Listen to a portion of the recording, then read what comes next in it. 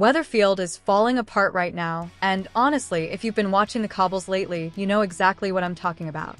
A man is dead, the police are everywhere, and the street is absolutely crawling with liars. Was Theo Silverton's death just a tragic accident that spiraled out of control, or did someone finally decide to take justice into their own hands? I want to know what you think right off the bat. Was this a simple mistake, or is there something much darker hiding under the surface? Let's be real here, the air in Weatherfield has turned cold, and it's not just the northern weather. It's the smell of a cover-up that's starting to rot. Gary Windass is currently acting like a cornered animal, and if we're being honest, we've seen this version of Gary before, haven't we? He's been on our screens for 18 years now, and he's gone from a local thug to a family man, but that past of his is like a shadow he can never quite outrun. Gary's biggest mistake, in my opinion, isn't even the crime itself. It's the sheer arrogance of his alibi. He's telling anyone who will listen that he was just sorting his VAT, while Theo Silverton was meeting his end.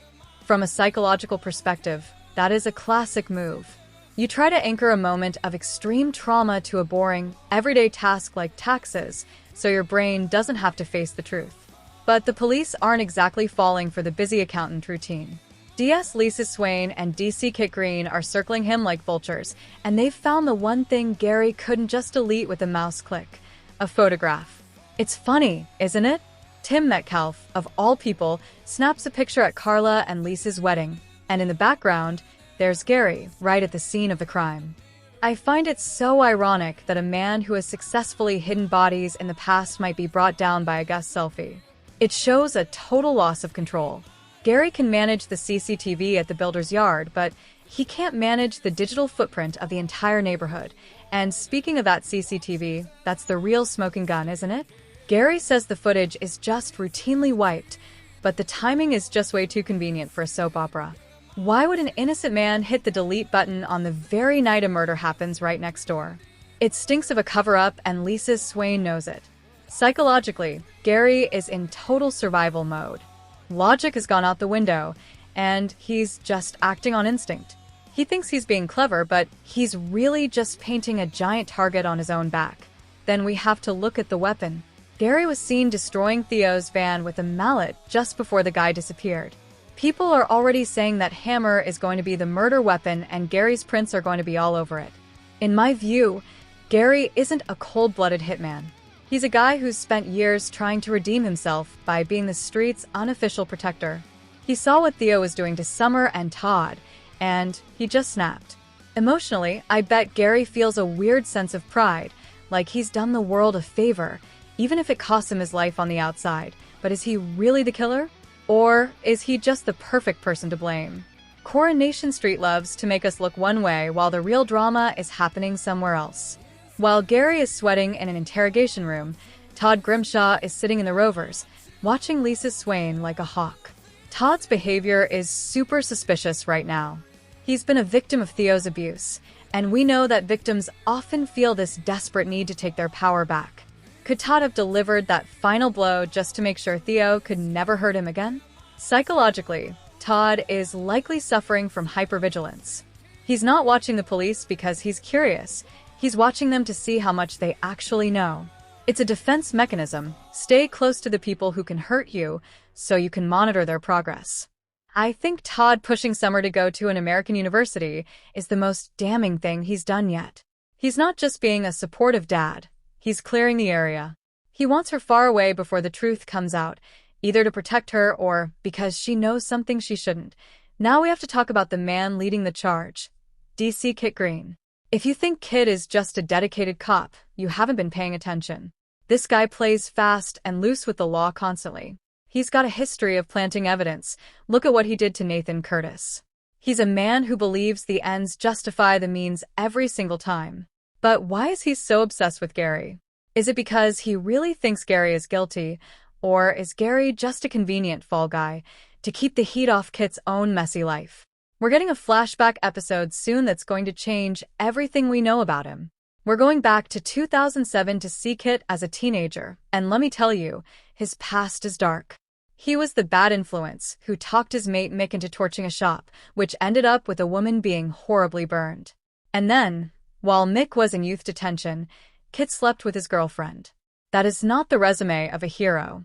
Psychologically, Kit is driven by a massive fear of being exposed. He's built this respectable life as a detective, but the arrival of Mick and Lou has threatened everything. I suspect Kit might be using this Theo investigation to settle old scores or bury his own secrets for good. Think about it, Kit is a master at manipulating people. He drove Beth Sutherland out of town by threatening her son's career. He's dating Sarah Platt right now, which gives him a front row seat to one of the most influential families on the street. Is he really in love, or is Sarah just a strategic asset?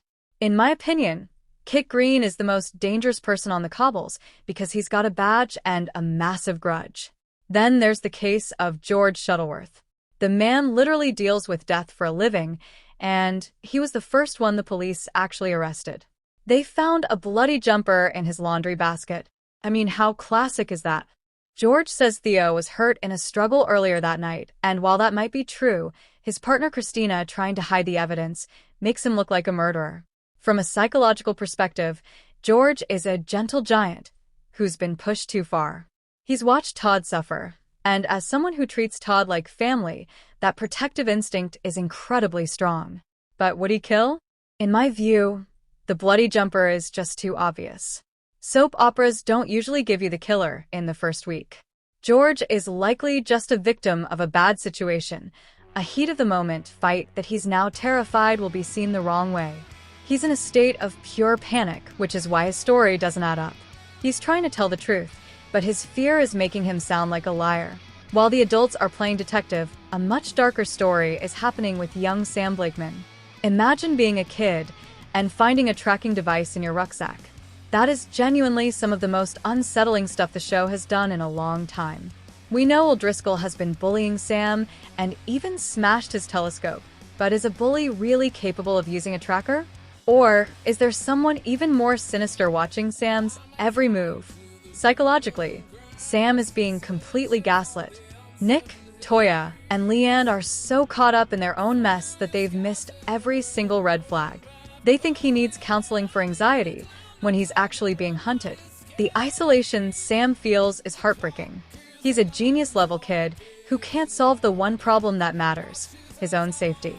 Thank God for Roy Cropper, who is the only person who actually slows down enough to notice the device. My theory is that the tracker isn't about Will at all. It's linked to someone else entirely. Maybe someone connected to Theo's murder who needs to keep Sam quiet or use him as leverage later on. In the middle of all this darkness, we actually got a beautiful moment of light with Tim Metcalf. Tim has been carrying the trauma of what Trisha did to him for years, and watching him use that pain to help O'Driscoll was just incredible. Tim stops the taxi and just opens up about his own history of abuse, and you can see it finally breaking through Will's defenses. This is just top-tier storytelling because it shows that trauma doesn't have to define you. It can be a bridge to save someone else. Psychologically, this is Tim's hero's journey. He's spent his whole life feeling ashamed of what happened when he was 14, but by speaking it out loud, he's taking his power back. When he finally confronts Trisha and tells her to her face that it was abuse, you can practically feel the weight lifting off him. In my opinion, this was the most important scene of the whole week. It reminds us that while some people on the street respond to trauma with mallets and lies, others choose to be vulnerable and tell the truth. But then we have to talk about Daniel Osborne and his weird web of lies. Daniel is pretending to be on holiday in the Lake District, but he's actually just hiding out in the builder's yard flat. Why all the secrecy? Is he involved in Theo's death? Or is this just Daniel being Daniel and making his life complicated because of his ego? Of course, Jody Ramsey, who is basically a professional parasite, finds out and immediately starts the blackmail. From a psychological perspective, Jody is a chameleon. She lost her home with the Platts, so she just finds a new person to latch onto. She's playing the fun auntie with the kids while trying to ruin Cassie, showing just how calculated she really is. Daniel is now trapped in a prison he built for himself. If he'd just been honest about where he was, Jody would have nothing on him. But now he's forced to let this toxic person stay in his flat, and we all know she isn't going to stop at just a place to sleep. She's going to bleed him D.R.Y. So where does this all end? The tension in Weatherfield is at a literal breaking point, and I honestly don't think Gary Windass is going to be the one who goes down for this. Here's what I think is coming next. First, Kit Green's downfall is going to be massive. That flashback episode is going to show that his past is even darker than we suspect. I believe he's been using police resources to cover up his teenage crimes this whole time, and someone, probably Lisa Swain, is going to find the proof. Then there's Summer. She's been acting so weird lately, and that American University offer feels like a getaway plan. I think she might have actually witnessed the murder and is being silenced by someone she loves. And that tracking device in Sam's bag? That's going to lead back to a character we haven't even suspected yet. It's not just a bullying story. It's a surveillance story that's going to tie into all the corruption in the police department. Maybe Gary's exit really is sealed, but I think he'll end up in prison for a crime he didn't even commit this time. That would be the ultimate soap opera irony for a man who has gotten away with so much in the past. In my opinion, the writers are setting up this massive house of cards where every single lie is connected. You can't pull one thread without the whole thing coming apart. The emotional toll on people like Sam and Tim is going to be huge, and it's going to change the street forever. Weatherfield has never felt more dangerous than it does right now. We've got a hero with a hammer, a villain with a police badge, and a child being tracked like a piece of luggage. It's a masterclass in building tension, and I am here for every single second of it. We're standing on the edge of a massive reveal in Weatherfield, and the question everyone is screaming at their screens right now is whether Gary Windass is genuinely capable of murdering Theo Silverton. Was this really just a simple mistake, or has Gary's dark past finally caught up with him in the most violent way possible? When you look at a character who has been on the cobbles for 18 years, you start to think you know them, but the sources suggest that Gary is currently acting like a cornered animal. We have to ask ourselves if the family man image he's spent years building is just a thin veil over the same terrifying temper that has defined his worst moments. The truth is that Gary is currently the #1 suspect for a reason, and it's not just because the police have it out for him. In my opinion, Gary's biggest mistake wasn't necessarily the act itself, but the sheer, blinding arrogance of his alibi. He actually sat in an interrogation room and claimed he was sorting his VAT while a man was being killed just a few yards away. Psychologically, that is a classic move of someone trying to anchor a moment of extreme trauma to a boring, everyday task to keep their own ego from shattering. The funny thing is that his alibi didn't just crumble. It was completely destroyed by a single photograph. Tim Metcalf, in a moment of pure accidental brilliance, snapped a picture during Carla and Lisa's wedding that places Gary right at the scene on the night Theo died. I find it incredibly ironic that a man who has successfully hidden bodies in the past is potentially being brought down by a wedding guest selfie. It shows a total loss of control for Gary. He can manage the CCTV at the builder's yard, but he can't manage the digital footprint of the entire neighborhood. This photograph makes him the most sought-after suspect, and honestly, can we blame the police for circling him like vultures? Gary is a man with a track record that doesn't exactly scream innocence, and whenever a body drops in Weatherfield, he is usually somewhere in the vicinity, looking guilty. From an analytical perspective, the deleted CCTV footage is the real smoking gun here. Gary claims the footage is routinely wiped at the end of every week, but the timing is just way too convenient for any reasonable person to believe. Why would an innocent man delete security footage on the very night a murder happens next door? It stinks of a cover-up, and DS Lisa Swain knows it, psychologically. Gary is operating in survival mode, a state where logic takes a backseat to immediate self-preservation.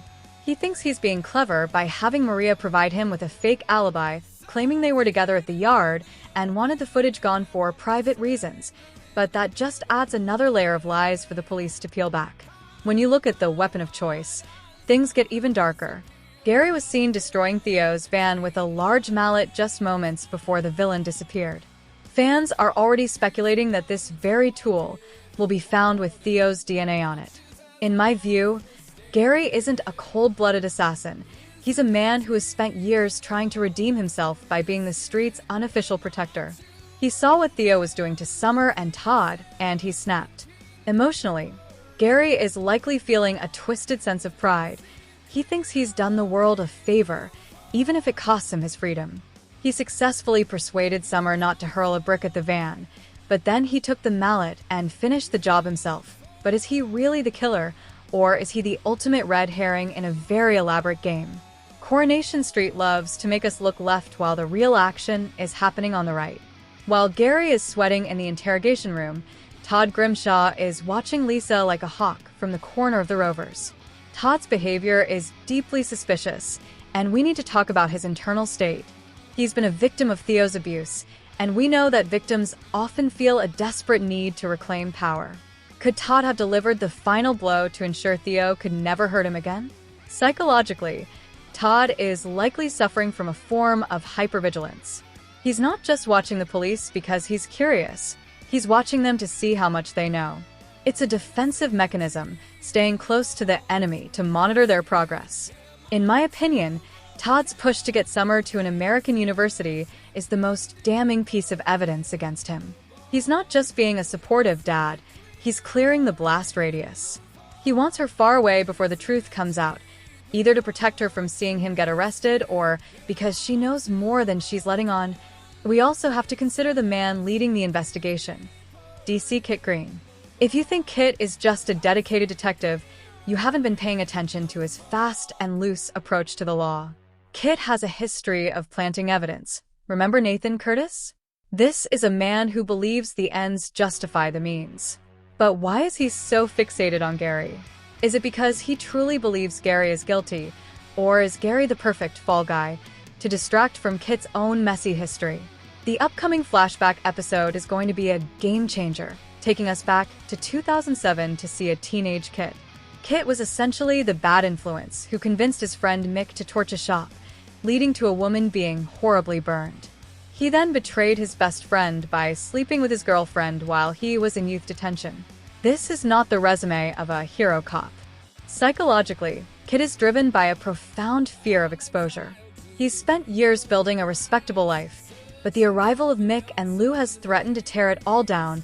I suspect Kit might be using the Theo investigation to settle old scores or to bury his own secrets.